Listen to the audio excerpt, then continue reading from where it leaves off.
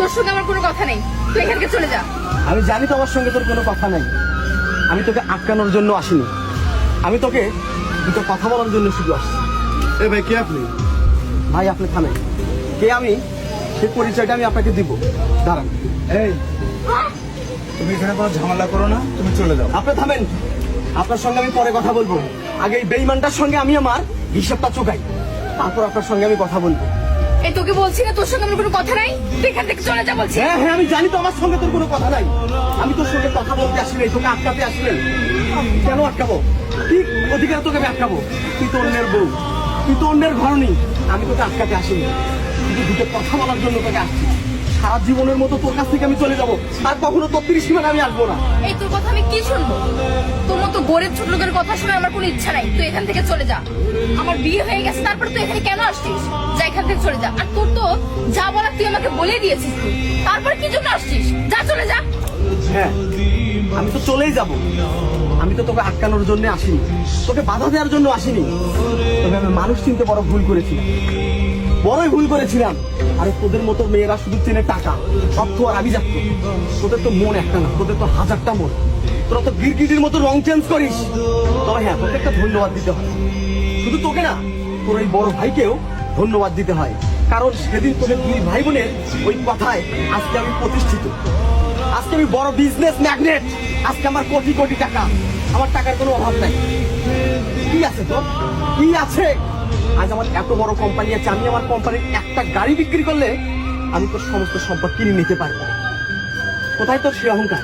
দেখবি টাকা আমার, দেখবি আমার কত টাকা, কত টাকা লাগবে তোর। নে এই নে টাকা, আর লাগবে এই ব্যাগ ভর্তি টাকা আছে।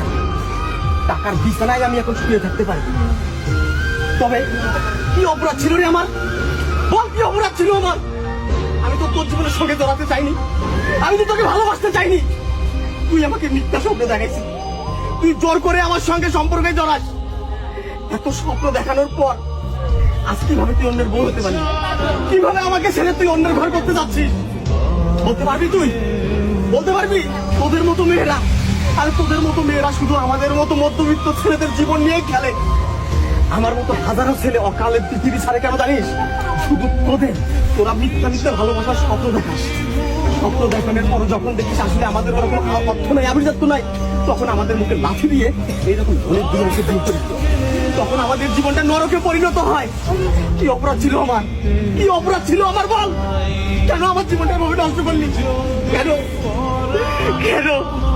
এই শোন, এই, তুমি এসব বাদ দাও তো, তুমি চলে যাও এখান থেকে। আপনি থামেন, তোকে আমি একটা কথা বলি। হ্যাঁ দাঁড়াও। আপনি দাঁড়ান, আমার কথাগুলো আমাকে বলতে দেন। আপনাদের কথা আমি অনেক শুনেছি, আর না, এখন আমি বলবো, আপনারা শুনবেন। তোকে সাক্ষী রেখে আজকে আমি তোকে সাক্ষী রেখে আজকে আমি বলছি, আমার মতো যারা মধ্যবিত্ত ঘরের সন্তান আছে সারা বাংলার ছেলেদেরকে আমি জানাই, এ ভাই তোমরা শোনো, তোমরা শোনো। এদের মতো কান্নাগিনীর পিছে না ছুটে নিজের মেধার উপর ফোকাস দাও, নিজের কর্মের উপর ফোকাস দাও। অর্থ কামাই করো, উপার্জন করো। তোমার হাতে যদি টাকা থাকে, পয়সা থাকে, এরকম হাজারো কান্নাগিনী তোমার পিছনে ছুটবে। যদি তোমার টাকা না থাকে, পয়সা না থাকে, এদের মতো কান্নাগিনীরা তোমার কলিজায় সবল দিয়ে অন্যের ঘরের বউ হবে।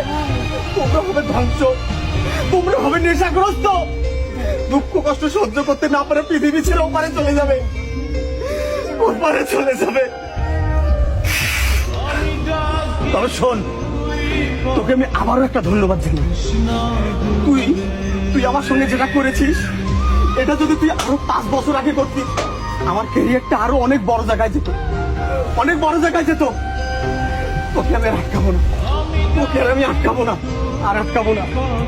তবে আমি একটা জিনিস ভালো চাই, আমার পকেটে যদি টাকা থাকে, তোর মতো হাজারটা কান্নাগিনী টাকার পিছনে ছুটবে, টাকার পিছনে ছুটবে, টাকার পিছনে ছুটবে।